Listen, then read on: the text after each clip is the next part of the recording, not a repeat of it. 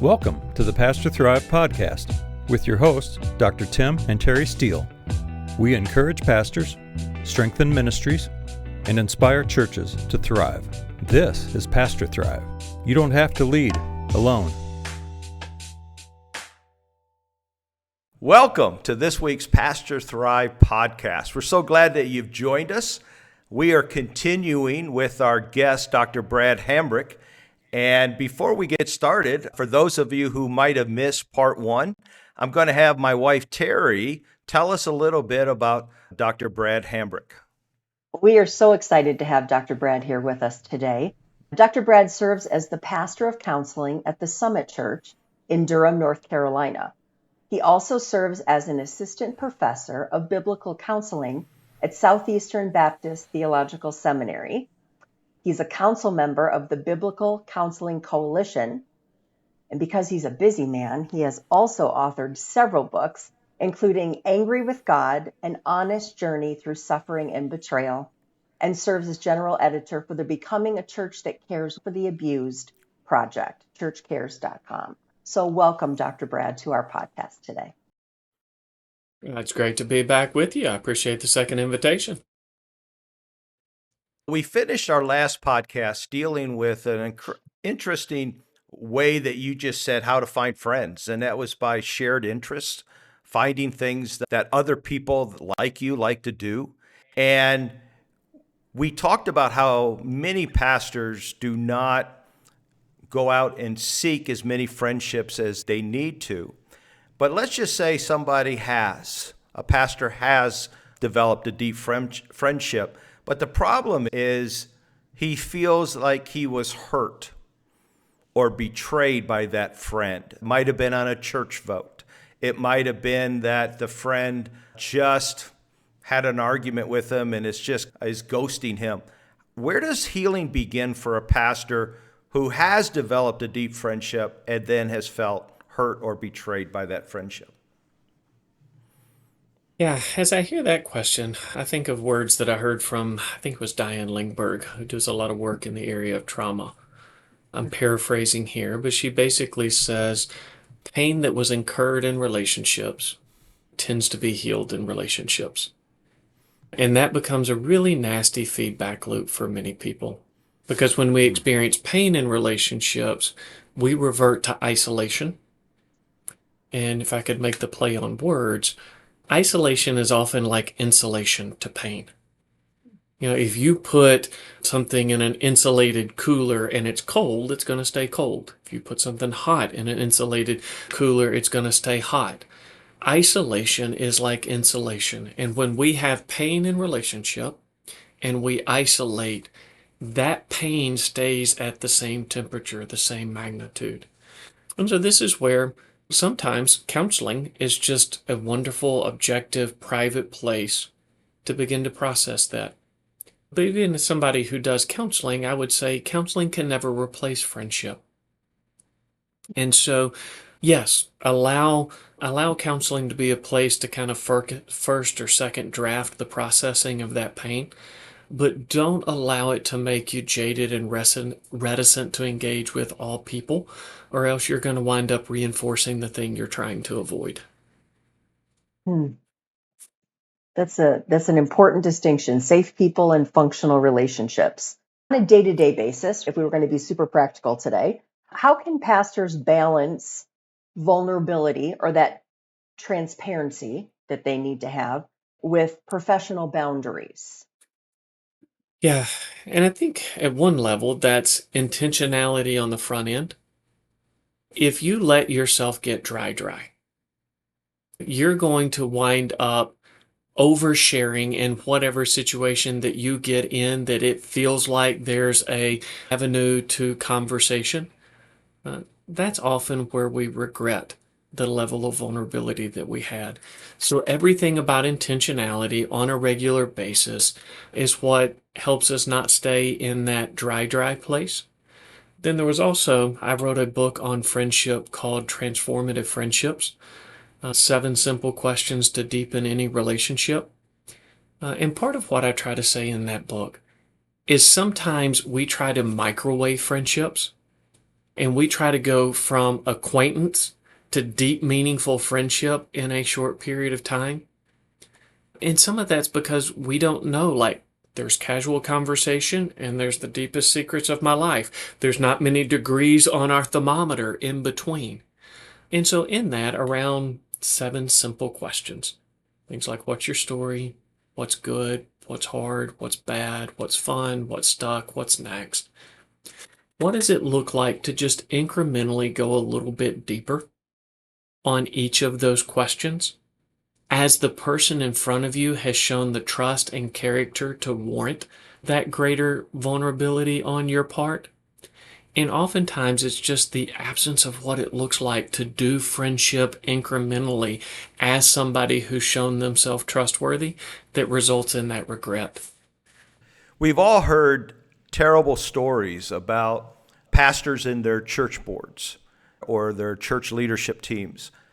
How does a pastor have a great working relationship with his church board or leadership team that encourages emotional health, but doesn't cross into maybe the therapy territory where they're always trying to counsel the pastor and it becomes some kind of a relationship that is helpful and the pastor doesn't always resent having to talk to the board? Yeah, and I think those types of things are a lot easier to work on the front end than they are on the back end. Once a relationship like that gets strained, it's not that it's impossible to bring it back to a healthier place. It's an uphill journey. And so on the front end, being really honest about your strengths and weaknesses as a pastor, that if we come into an interview for a pastoral position and we're trying to sell ourselves as, hey, I'm the perfect person for this job, they may just take us seriously. And we're not the perfect person for this job. We've got a set of strengths and weaknesses. And if I'm going into that interview, I want to convey what those are early on because I want to know how they respond to my honest self-assessment about where my strengths and weaknesses are. That, I want to know what are your expectations for me as a pastor?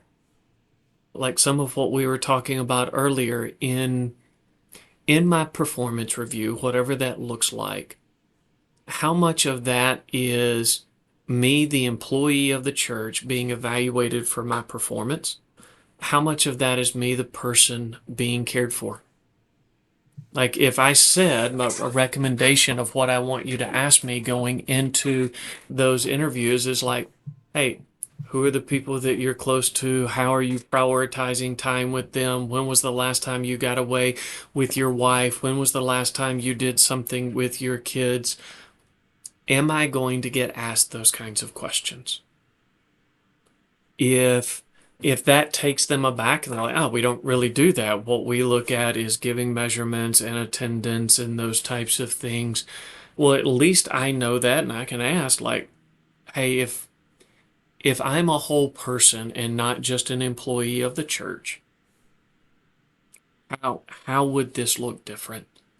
That's, again, I think another part is good communication and fair expectations about timetables.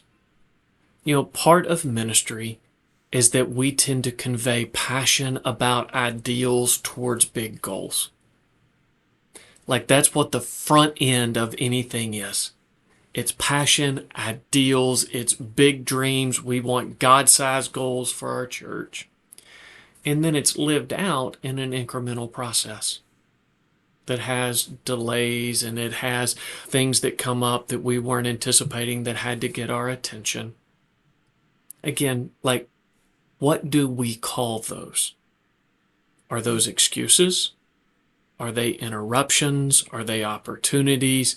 Like having some shared sense that when words like that gets used, having the emotional maturity and wherewithal to say, hey, can we just described this as an interruption as if that were a problem. It may be, I viewed that as an important part of ministry that was just unplanned. Like, yes, it delayed a goal, but no, it wasn't a disruption to what my responsibilities should be. Can we evaluate that together? Do you want me to forego that as an interruption to stay on task for the larger goal that we set? Or do you want me, when these types of things, this church member, this person in the community, this event in our community that needed to be responded to, as a church board or board of elders, how do you view my decision-making priorities and my decision-making autonomy in those moments? And often I find that people fight about outcomes rather than defining those critical moments of decision and the key terms that are in play. And then they blow off the other side as, you just don't believe in what I believe in. You don't have the same values that I do. And they never really got to the point that they defined it well enough that they could have a meaningful conversation about it.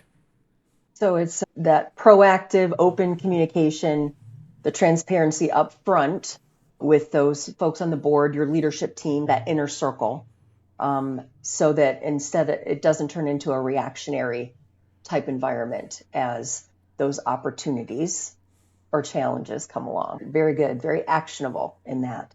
Okay, so let's talk a little bit about motivation. Hopefully the pastors' wives that are listening or are listening to this now see the value of connection. We've talked a little bit about why it's important, that type of thing. So for the ones that are listening today that feel alone, they've now had that self-awareness of, I don't have that type of relationship, maybe that ideal relationship, I'm needing that. Let's just start easy. What would be one thing they could do this week intentionally to begin moving towards developing that friendship? Yeah, I think it's going to require looking at their calendar and carving out a spot. It's not going to happen by accident. I don't know about you. I tend to color code my calendar, like each color on the event. And so let's just say for that person who's listening, they dedicate the color orange to time with friends. There's got to be some orange on the calendar every week. And if there's no orange on the calendar, they're going to get dry. There's always going to feel something that's more pressing than that time. But just like you do with your wife, just like you do with your kids, like a slice of that needs to be in there on a regular basis. And you just ask, like, what is it that I would be doing that would help me cultivate friendships? That's going to help me figure out, like, for the average pastor, I don't know that pickleball is necessarily going to be their thing, that it may be, but at least for me, if I go up and I meet a stranger, they're like, what do you do? Which is what people ask. And I go, I'm a pastor. That can be its own impediment. So, where do you know people? Who would you reach out to? What would you be doing? Where does that fit on your calendar? Carve that time out. So let's talk about what happens when a person who isn't putting the orange on their calendar, they're not looking for times of friendship. What are some warning signs that suggest a pastor is becoming dangerously isolated? Yeah. I'll tell you one of my telltale things that I can pay attention to is how mindless time impacts my attitude. So if I'm out mowing the yard and I've got nothing to do but walk back and forth behind the push mower for a little while, if I come in and I feel like I've had an argument with 3 people because I've been arguing with 3 people in my head, that's a sign to me I'm not in a good place. If I come in and I've been brainstorming and I got an idea for a book or a sermon or something like that, how my mind drifts in those times of mindless activity, whether it be mowing the yard or an extended drive, those are really important indicators for the condition of my heart and soul.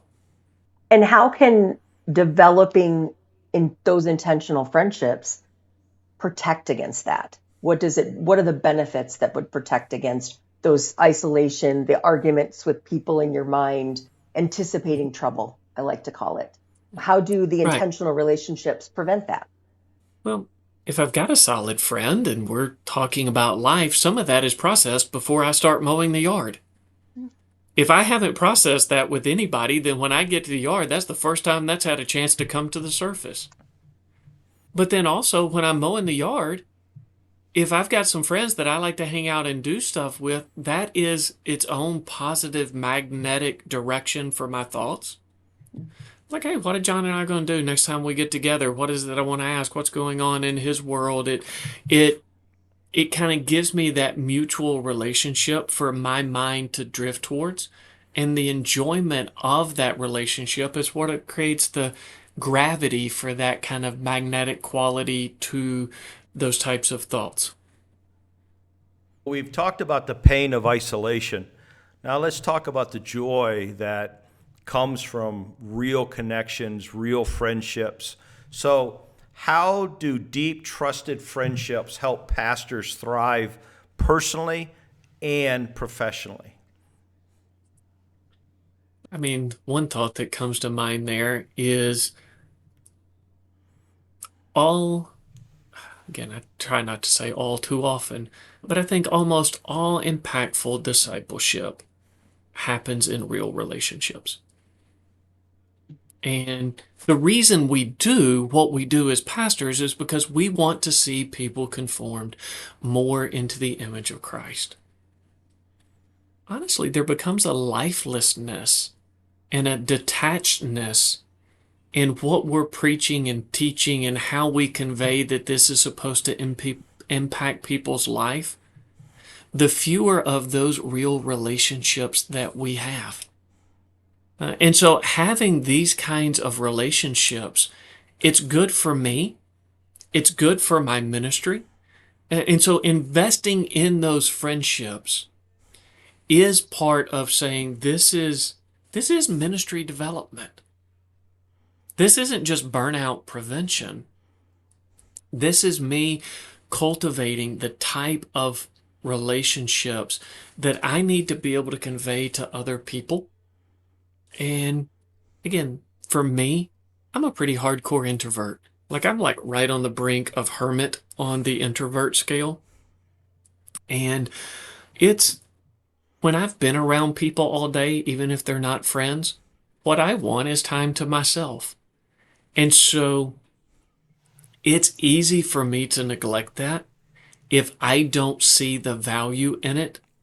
And I've got enough of that, like I'll just wear it on the chin for myself, that if I don't see how it makes me better at what I do for others, I know me, I will feel selfish and I will tend to neglect it. But seeing it that way helps me raise the priority of it in my own heart. How do you think, if you've got a pastor who now they're bought in, they understand the intentional relationships, they're going to move forward, pursue that, right? Because it's good for them. If a pastor develops a few of those types of friendships, those 50-50, the pouring in, pouring out, that are marked by honesty, transparency, and grace, because all of us need grace from each other, definitely. How could that transform a church to have a pastor that has that? For that one, I tend to think in terms of concentric circles. It's probably going to be the staff that feels it first. When they've got a pastor who's relationally healthy, there's going to be more elasticity. There's going to be a better quality of listening and engagement because the pastor's not dry. As the people on the staff begin to get a sense that because their pastor's relationally healthy, that there's a more relationally healthy dynamic amongst the staff, the key volunteers around them are going to feel that from those who are being led by the other staff on the church. It's through those volunteers in the church that the culture of the church emerges. And so, like, again, that's where relationships, we get into ministry. I don't know what it was like to you. I used to think ministry was by ideas and programs. Like those were going to be the things, having the right ideas and the right programs, that was going to make ministry go. And you realize ministry is about people. And that type of influence, and both from others towards us and us towards others, that sense of trust and bond and connection, that's what creates influence. And pastors who start to lose influence because they don't have the level of trust and relationship from people in that culture shaping way that I talked about, they start to use volume and a moral heavy-handedness and other things trying to recapture that influence that they lost. And relationships can feel like the slower way to develop that influence. And in the short term, it may be. But in the long term, it is definitely the much more significant way. And so, those are ways that I think the church will feel or begin to have the sense that, I think we're at a church where our pastor's more relationally healthy. Wow. That's a great place, a great, beautiful picture that you've painted for us about a church that has relationships. And over in Scripture, we are said to be a family and work as a family and have those deep relationships with each other. I just want to say thank you, Dr. Brad Hambrick, for spending these 2 sessions with us. This was awesome stuff that you have given to us, and we know that there are people listening to this podcast that really benefited from your insight, and you've made it very clear that we do not have to lead alone. I want to thank my wife, Terry, for joining us, and also Kevin Norris, our producer, that makes everything run smooth. And we hope to see you at our next Pastor Thrive podcast. And we just want you to know that we love you and we believe in what you're doing as you share Christ to the world. Thank you. Thanks for joining us on the Pastor Thrive podcast. Keep leading with courage, keep serving with joy, and remember, you don't walk this road alone.